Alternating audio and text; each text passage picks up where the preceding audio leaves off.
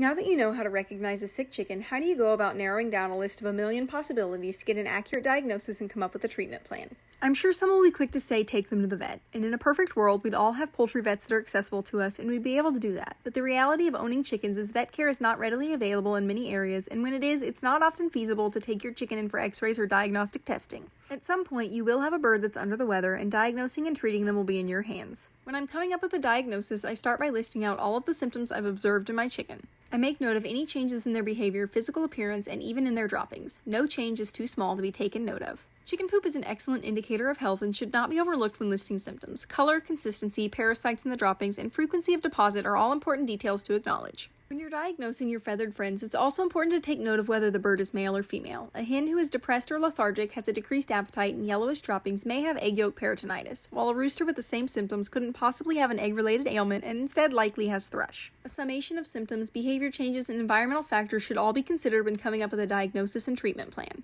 If you're new to chickens and have no idea where to begin with narrowing down the list of symptoms and matching them with an illness or disease, I encourage you to speak with a vet, ask your fellow chicken tenders, send me a message, or check out other helpful online sources like Poultry DVM to familiarize yourself with diseases, symptoms, risk factors, and treatments.